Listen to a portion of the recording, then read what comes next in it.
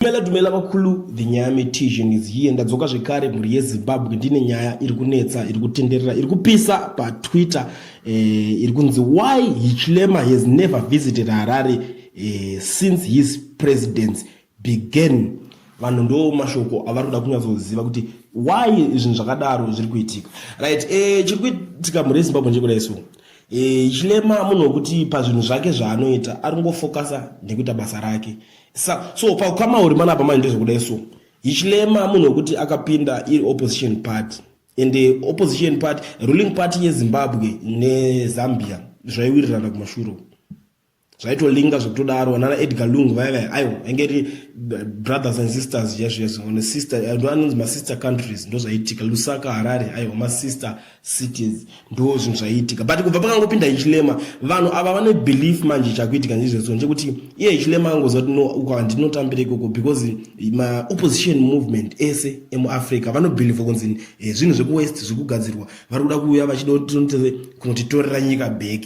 Ndo pari kunetsa nyaya ipapo ndosaka uri kuona kuti iye Hichilema kuti auye kuno kwanoti aiwa handitambe navo regedza ndiregedze kuuya, asi vanhu vangatotamba nawo lese for example ngapanzi pakutongwa neopposition womuZimbabwe ndo pamushana Hichilema achipindira muZimbabwe. Why? Because vanenge vakutaura same language, vanenge vachiti this guy is tingamboende ikoko. Imwe problem yandakaona inoitika ndekuda so zuro ndizuro ndakaona pane maposts aitenderera zvichinzi liberation movements ari under attack inchi, because liberation movement emuAfrica vari kuita mistake one yekuti vari kubva vabvumidza kungatite election, because pakacolonizwa Africa varungu vasati vasvika munomu pane masystems aitongwa nawo nyika idzi. Kwakune madzimambo madzikings nekrikini ndo vachingoenda vakadaro lineage, ukafa iwo wosira mwana wako wosira mwana wake ichiramba chitongwa nemunhu one. Ndosaka makaona Mugabe papa akanetsa kubvisa because that mentality iyo anenge ari muAfrican kakazara maari.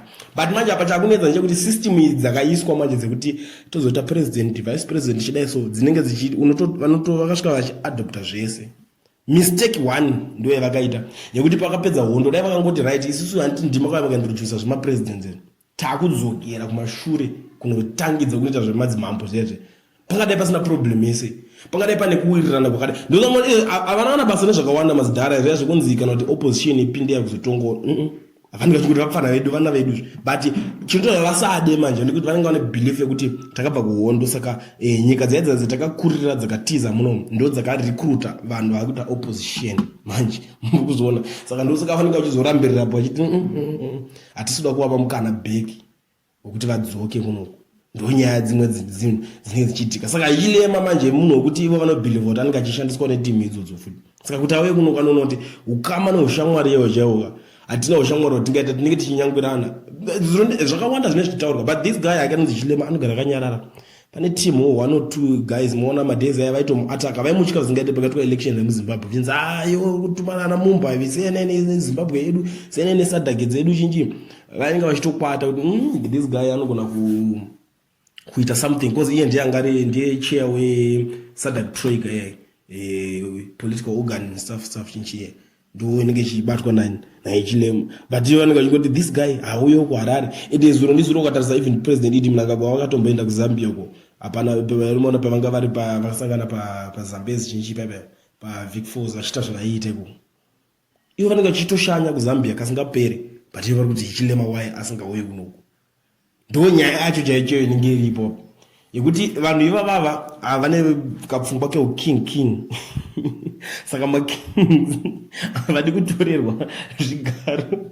Saka vakaona Hichilema vanotanga kuti handipresident woko anozosvika akatanga kunoinfluenza futi vapfanha muno because anenge atori role model wekuti aiwa uri opposition ka never give up zvichaita one day. Ndakatomboshungurudzwa ndikaita sei but nhasi ndava president ndakutonga nyika. Saka ndo nyaya inoita kuti vanhu ivo vasawirirane. Hichilema kunoona vasingazizive munhu weopposition party yekuZambia akatopinda opposition, haisisiri liberation movement yavo vari kutaura. So ndo nyaya inenge ichiitika ndo Hichilema asauye. But mune Zimbabwe nyaya yemetizhi munoziza inini ndinoweka nyaya yangu yemedzi, so ndinava panapo timboonesana zvimwe zvinhu because vanhu vanenge vada kunyatsokunzwisisa kuti chii chiri kuitika, why is it zvishuwa asinga vanongoti pamwe ari wrong.